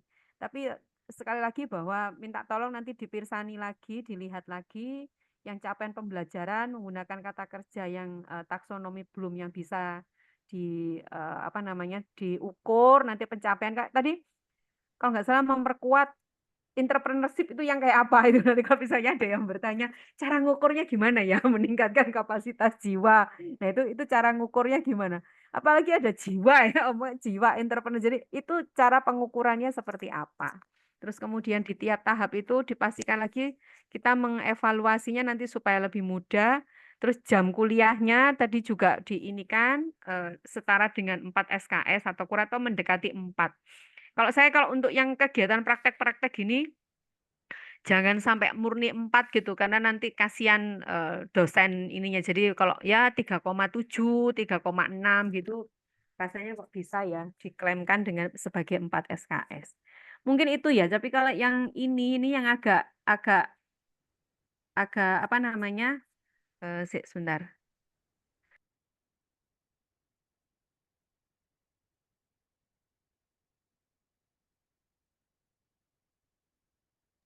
Mungkin begitu nggih Dok. Jadi ini yang pasti akan lintas sektor, jadi kami yang harus bicaranya lebih banyak gitu dengan pusat-pusat yang lain gitu.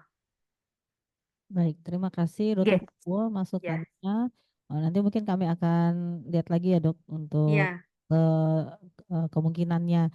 Tapi kalau misalnya seandainya tidak berkunjung gitu Dok, misalnya memfasilitasi untuk sebagai pembicaranya saja yang dari misalnya kan kita nih mau buat pelayanan klinik primer kan Dok, tapi tentang klinik traveler ini kan yang terkenal kan memang dari Unairnya. Kita mau belajar ke sana walaupun tidak berkunjung gitu loh Dok. Maksudnya sebagai pembicaranya aja bisa. Pembicara boleh nanti mungkin bersuratnya sekali lagi kalau misalnya itu misalnya gini, kalau misalnya itu dosen FK UNER kan bisa bersuratnya ke FK UNER ya, bukan ke saya loh ya. Karena kan saya KPS, jadi bersuratnya adalah ke dekan, kemudian meminta narasumber ini. Nanti mungkin Pak Dekan ya tetap bertanyanya ke saya, tapi kepadanya kan kepada dekan untuk minta narasumber ini. Tapi kalau misalnya itu di luar fakultas, jadi dia itu katakanlah home base-nya bukan di FK UNER, berarti kan bersuratnya ke institusi yang bersangkutan, bukan ke FK UNER gitu. Mungkin begitu.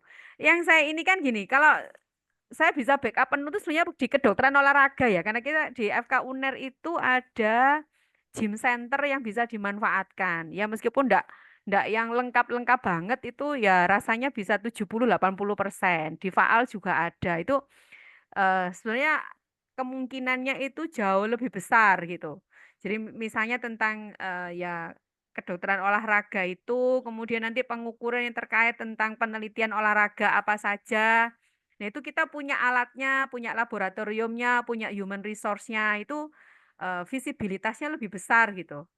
Tapi kan tentu saja ya monggo, kan pasti Unja punya skala prioritas untuk penentuan kompetensi lokal dari student ya. Tapi kita tahu bahwa kalau modul elektif itu kan sebetulnya enrichment, pengayaan. Jadi enrichment dari di luar dari kompetensi-kompetensi yang sudah kita janjikan itu. Kalau yang kompetensi lokal itu kan 15% harus ada pada kurikulum. Yang kompetensi dokter harus ada mutlak semuanya. Tapi begitu elektif itu adalah sebuah pengayaan. Pengayaan dari ya di luar dari kompetensi yang kita janjikan itu. Yang visibilitasnya tinggi itu sebetulnya kedokteran olahraga yang berbau keolahragaan itu karena kita punya yaitu Sport Science Center yang ada di Amek lantai 7. Kita punya laboratorium faal yang ada beberapa alat gitu yang bisa dimanfaatkan. Terus kemudian kita juga kalau di sana juga pasti sudah pasti punya EKG juga ya. Tapi kemudian ada laboratorium yang mungkin bisa kita ngelingkan dengan kalau ya itu riset olahraga itu seperti apa gitu. Kan kami juga ada S2 ilmu kesehatan olahraganya di sini. Jadi itu justru visibilitasnya mungkin besar gitu, untuk terjadi di FK. Jadi saya nggak butuh surat macam-macam ke sana kemari gitu loh dok untuk koordinasi. Tapi kalau misalnya mau seperti ini kita bantu fasilitasi sebagai bridging person lah nanti sebagai jembatan. Mungkin begitu nggih, Dokter Wahyu, nggih. Baik, terima kasih Dr. Purwo atas masukannya. Mungkin nanti kita akan diskusi lagi dok untuk pelaksanaannya terkait dengan yang sudah Dr. Purwo sampaikan tadi. Mungkin itu saja Dr. Huntari, saya kembalikan lagi. Terima kasih.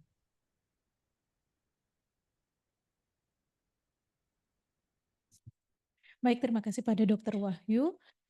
Untuk dari teman-teman, apakah ada pertanyaan ataupun masukan ataupun saran yang terkait dengan draft blok elektif yang akan kita coba jalani untuk semester depan?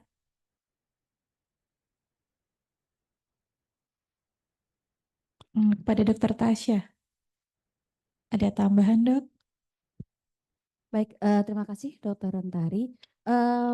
Mohon maaf dok, saya ingin menanyakan juga dok. Tadi kan kita dari yang 3 tim ini kan sudah mengajukan beberapa gambaran tentang pelaksanaan blok elektifnya dok. Jadi ini saya ingin mau menampilkan sedikit mengenai rencana timetable-nya dok. Kalau memang salah satu dari blok ini akan kita laksanakan student exchange-nya dok. Nah, memungkinkan tidak dok? Karena kan di sini, sebentar dok ya, saya coba share dulu.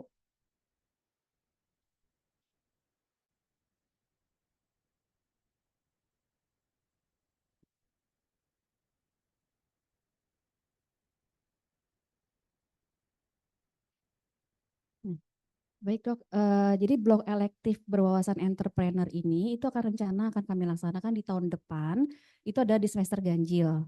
Dan itu kalau dihitung dari pelaksanaan blok kami, perkuliahan kami dimulai di Agustus, di semester ganjil di minggu pertama, maka blok ini akan kami laksanakan itu di minggu ketiga bulan Oktober, dan akan berakhir di minggu ketiga bulan November. Di mana nanti pelaksanaan untuk ke FK Unairnya itu adalah di minggu ketiga dan keempat, yaitu di minggu pertama dan kedua di bulan November. Itu dok. Jadi apakah bisa memungkinkan akan ada pembelajaran di bulan ini dok kalau kami ke sana gitu dok? Memungkinkan karena ini customize ya. Jadi rasanya kami akan menyesuaikan dengan jadwalnya Unja, enggak masalah. Beda kalau misalnya mahasiswa Unja yang mengikuti modulnya kami, nah itu berbeda. Karena kalau mengikuti modulnya kami ya kami akan ya ini jadwalnya kami seperti itu. Jadi kalau misalnya mau ikut ya harus datang sesuai dengan jadwalnya kami. Kalau ini kan sebetulnya customize sekali. Artinya tidak relate dengan mata kuliah yang ada di kami gitu. Sehingga nanti monggo saja. Cuma nanti pesan saya begini ya dok. Karena ini kan tidak masuk pada pasti tidak akan masuk di cyber kampusnya kami. Sehingga kalau semua dosen yang mengajar bisa enggak diberikan akun sebagai dosen luar biasanya Unja, sehingga proses penarikan data itu, nah ini saya agak bingung nanti kalau misalnya beban tugas mengajar itu, apakah kalau masuk ke sana, oh rasanya bisa kok, karena kalau saya membimbing anak UI, nguji anak UI itu biasanya kan UI yang memasukkan, kemudian begitu penarikan data akan masuk di beban kerjanya kami. Sehingga kami itu NIP-nya untuk masuk itu masuk ke sana digunakan diberikan ini sebagai dosen luar biasa, sehingga kami presensi di situ ya otomatis bahwa aksesnya nggak sefleksibel dosen Unja kan. Tapi sehingga itu bisa menjadi recording bahwa akan masuk di BKD-nya kami gitu loh. Nah, itu mungkin yang perlu kita bicarakan sistemnya seperti apa. Nggih. Oke, baik Dok. Mungkin nanti dari Kaprodi dan jurusan mungkin ya Dok ya, mungkin yang akan membicarakan hal ini Dok. Iya, nggih. Mungkin begitu aja Dokter Natasha. Yang pesan dari kami supaya dosen kami itu beban kerjanya terrecord pada BKD. Mungkin begitu ya. Baik Dok. Ya. Baik, terima kasih. Berarti memungkinkan ya Dok ya, karena ini kan sifatnya customize ya Iya, Dok. customize sangat memungkinkan, mau diletakkan di mana saja sangat mungkin. Ya baik, terima kasih Dok. Kalau Nggih. Kalau yang dari sana mau datang ke sini, nah itu akan saya tayangkan. Ini jadwalnya kami, mahasiswanya silakan datang di hari ini. Karena di luar hari itu kami tidak bisa gitu ya Dok. Karena harus kita combine, kita ini kan pertemukan dengan mahasiswanya FK UNER. Kalau ini kan nanti pesertanya ya dari mahasiswa Unja saja kan begitu. Iya Dok. Ya, nggih. Baik, baik terima kasih Dokter Tari. Saya kembalikan.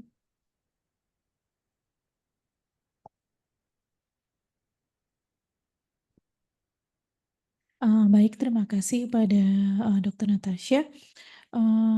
Mungkin yang salah untuk kedokteran olahraga nanti mungkin juga akan kami tambah diskusi untuk di Jambi ya Dok. Jika memungkinkan mungkin akan kita tambahkan untuk blok elektifnya. Dok, izin kalau kira-kira nih Dok, salah satu yang paling memungkinkan akan kita bisa laksanakan di tahun 2025 kira-kira yang mana ya Dok? Kayaknya yang punyanya Dokter Rita tadi ya. Jadi kami Karena biar kalau yang Dokter Wahyu itu fokuskan gitu. koordinasinya lintas sektor itu yang pertama. Kalau punyanya si Pangapunten yang biomolekuler tadi, kalau berangkat ke sini, kami sih enggak apa-apa karena kita punya layanan lab terpadu. Cuma nominalnya yang agak besar. Kalau misalnya dia ke laboratorium itu kan harus beli kitnya, beli ininya, beli itu luar biasa. Karena ya mungkin yang labnya itu mungkin saya enggak tahu nanti pengaturannya pakai itu nanti di take over oleh Unja. Sementara kalau untuk biaya akomodasi transportasi mahasiswa di sini disuruh berangkat sendiri, dikasih bantuan atau bagaimana, nah itu saya enggak paham. Tapi yang jelas kan kalau punyanya dokter yang tadi yang biomolekuler itu pasti kosnya besar, itu bayangan saya. Kalau yang Dokter Wahyu tadi ya pembicaraan lintas sektornya selama yang sana ACC, tapi itu nanti juga kita bantulah fasilitasi, tapi rasanya yang paling gampang yang punyanya Dokter Rita. Iya.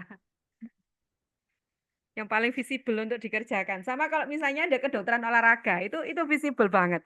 Nanti saya bersedia jadi PIC itu kalau kedokteran olahraga. Lebih mudah mengkoordinasinya gitu. Karena di departemen saya nanti mungkin ada orang ortopedi, orang rehab mediknya kita sudah sering bekerja sama gitu. Ya. Oke, baik. Dari teman-teman, apakah ada pertanyaan lagi?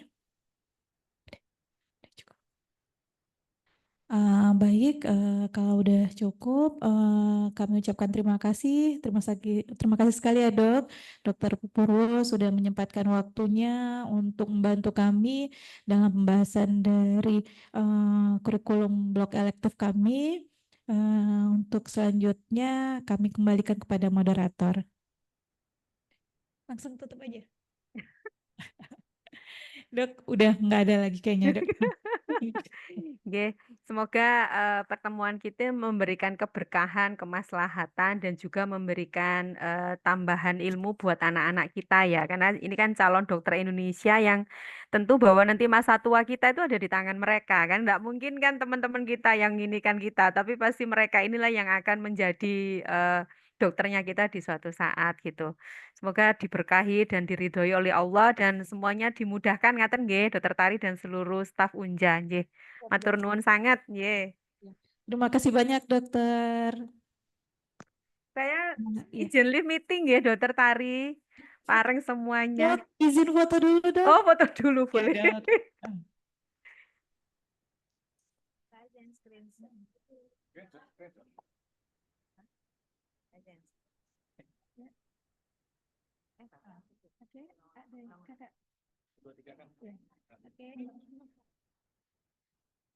Dok, aba-aba ya dok. Izin dok, 1, 2, 3 senyum.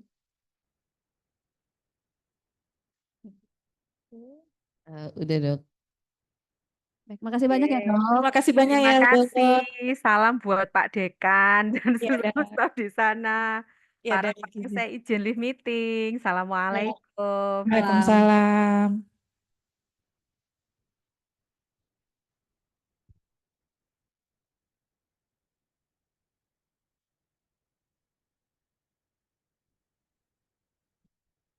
Nanti lupa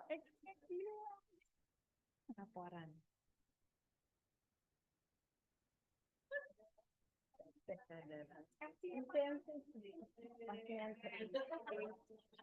Ada nih.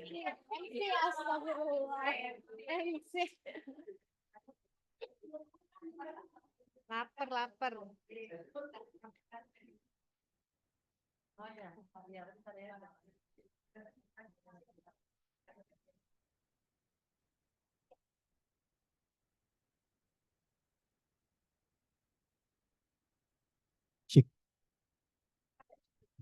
Baik, kami ucapkan terima kasih kepada narasumber kita, Ibu Dr. Purwo Sri Rezeki SK MKes, dan terima kasih juga kami ucapkan kepada tim MEU, tim blok elektif Gizi, tim blok elektif IKM, tim blok elektif Biomedical Science.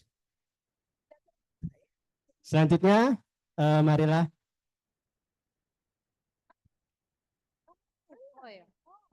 baik, kepada Bapak dan Ibu, kami persilakan untuk sesi foto bersama. Kita foto di depan. Kami persilakan kepada Bapak dan Ibu.